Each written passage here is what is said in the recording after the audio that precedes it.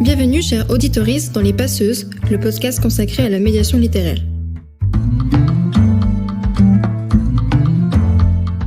Étudiants du Master Lettres, Littérature, Livres et Médiation à l'Université de Lorraine à Metz, nous partons à la rencontre de professionnels de la médiation littéraire pour parler de leur métier, de leur rapport au livre et de transmission.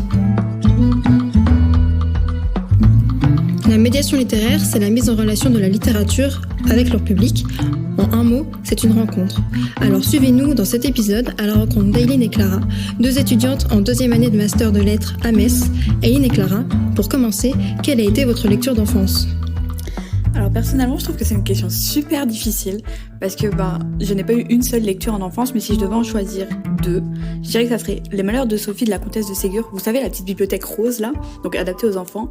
Ou alors ça serait la collection La Cabane Magique chez Bayard Jeunesse. Ok. Alors, moi, pour le coup, c'est un peu plus ciblé parce qu'en fait, quand j'étais petite, j'avais surtout une préférence, c'était les contes Disney. Donc en fait, comme beaucoup d'enfants, je pense, j'ai commencé par là. Et je les avais tous un par un en collection. Voilà, ça et les Harry Potter pour le coup. Ok. Ensemble, nous suivons la même formation et faisons même partie de la même promotion. Et pourtant, vous avez opté pour les métiers de l'édition, qui vous a conduit à réaliser des stages en maison d'édition, notamment lors du stage obligatoire en première année de master. Les stages en maison d'édition sont d'ailleurs réputés difficiles à trouver.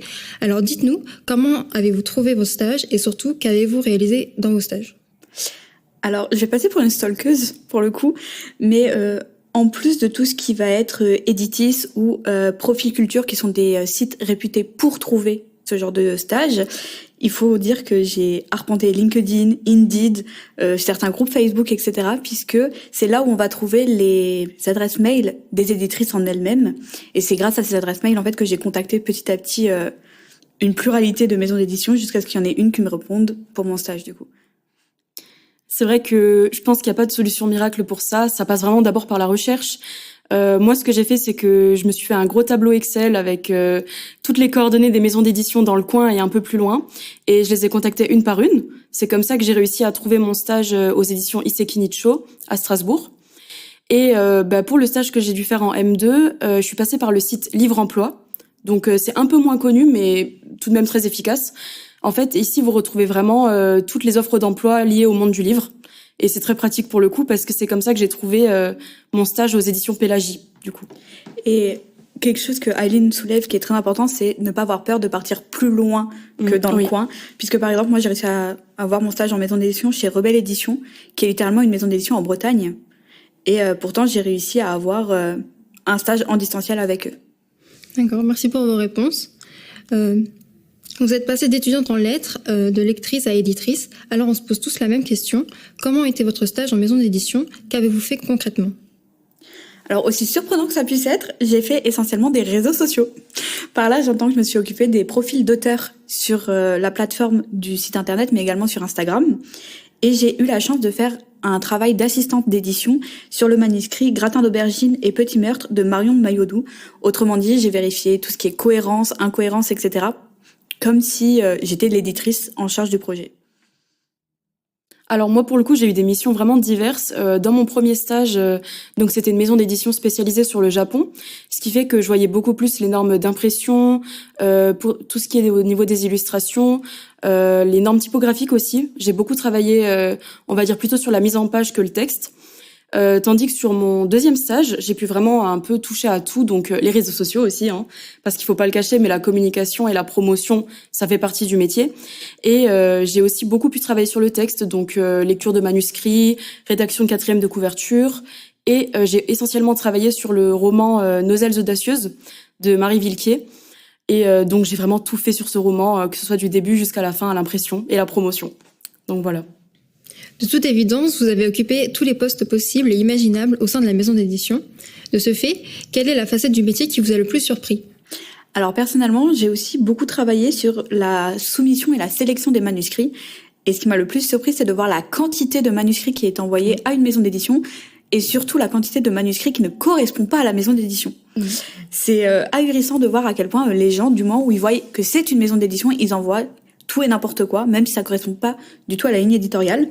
Et à nouveau, l'importance des réseaux sociaux. Je ne pensais pas que c'était une constante, aussi importante dans le métier, alors que littéralement, pour la maison d'édition où j'ai travaillé, c'était la chose la plus importante à faire.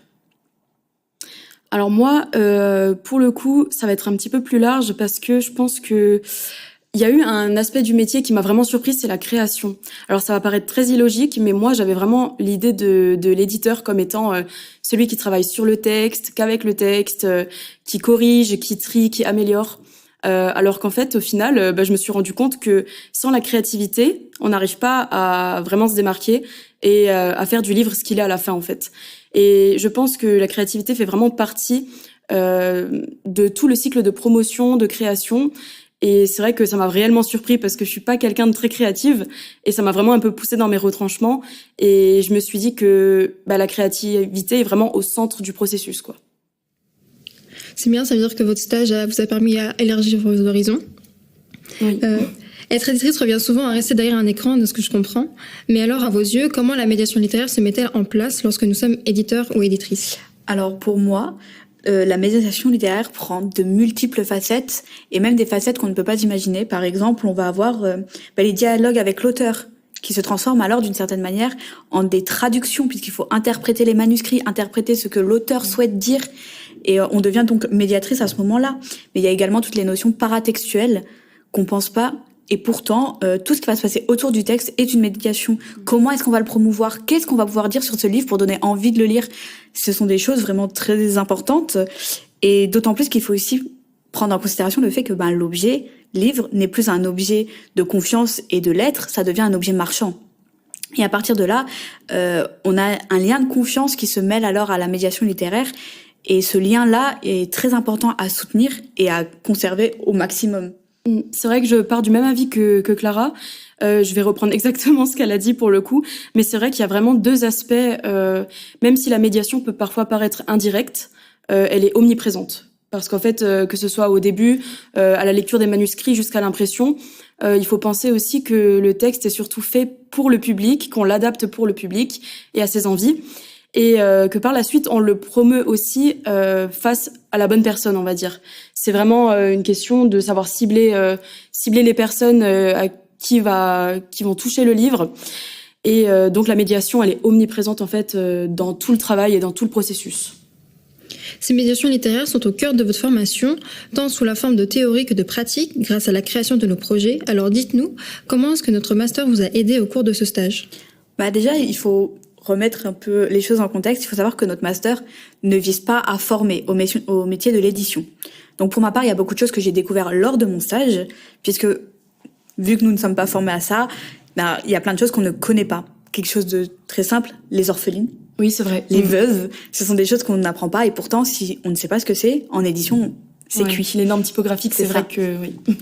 Et pourtant, honnêtement, il y a plusieurs cours qui m'ont beaucoup aidé. Par exemple, pour moi, pour les réseaux sociaux, il y a notamment ce cours qu'on a eu sur la posture d'auteur sur les réseaux sociaux qui m'a beaucoup aidé, puisqu'il faut choisir comment présenter nos auteurs, comment les représenter, comment les rendre humains et pas seulement comme des figures visibles. Et puis aussi la gestion de projet, qui m'a beaucoup aidé en termes d'organisation, ainsi que le cours de Madame Ranet-Vozon sur les libraires. Je sais pas si tu te souviens, Aileen, qui nous a beaucoup aidé là-dessus. Enfin, pour ma part, en tout cas. Notamment, oui, pour rédiger, on va dire, des textes un peu plus critiques, comme des quatrièmes de couverture, des cartons coup de cœur. C'est vrai que ça, c'était très utile. Moi, ce qui m'a vraiment aidé pour le coup dans mes stages, et c'est vrai que c'est dans les stages qu'on trouve la plus grande expérience au final, c'était vraiment l'aspect aussi médiation numérique. Donc, on a eu plusieurs fois des UE à ce sujet-là dans le master, en première année et en deuxième année d'ailleurs. Et c'était très intéressant parce qu'en fait, on a pu vraiment aborder des logiciels qu'on ne connaissait pas du tout, comme toute la suite Adobe, aussi le code HTML, donc ce qui m'aide énormément pour mon stage actuel, étant donné que je travaille sur des e-books et sur la création d'e-books. Et donc moi, ce serait vraiment cet aspect-là que je retiens, c'est que on a des matières assez variées. Donc en fait, ça peut partir de quelque chose de très théorique, donc qui nous permet un peu de rester dans l'actualité littéraire, voir ce qui se passe dans le monde littéraire, et aussi un aspect bien plus pratique et créatif, donc avec des matières comme les médiations numériques, la gestion de projet, aussi donc les cours sur logiciels et les cours d'actualité. Donc voilà. Pour finir notre épisode, qu'est-ce qui vous a le plus plu pendant votre stage ? Alors personnellement, ça a vraiment été la relation que j'ai construite avec Marion Maillot le long du moment où on a travaillé sur son texte ensemble, puisque ça a été beaucoup d'échanges, beaucoup de discussions, de débats. J'ai appris d'elle autant qu'elle a appris des idées que je pouvais avoir. Donc vraiment, c'est etc. Donc moi, je crois que c'est ce que j'ai préféré faire, travailler du coup sur ce Cozy Mystery. Donc moi, ça va être bien plus ciblé et contraire à Clara, parce que c'est vrai qu'on est très différentes là-dessus. Moi, c'est vraiment purement sur le texte que j'ai adoré travailler. C'est vrai que pendant mon premier stage, j'avais pas trop eu la chance de travailler vraiment dans le texte, donc la sélection des manuscrits, la correction, et ça c'est quelque chose que j'adore, donc moi je partirai vraiment là-dessus. Merci Aileen et Clara d'avoir passé ce moment avec nous et d'avoir permis à nos auditrices de venir à votre rencontre. Quant à vous, n'hésitez surtout pas à aller écouter nos autres épisodes, tous disponibles en podcast, et nous serons ravis de vous y retrouver pour une nouvelle rencontre. C'était Les Passeuses avec l'Université de Lorraine de Metz.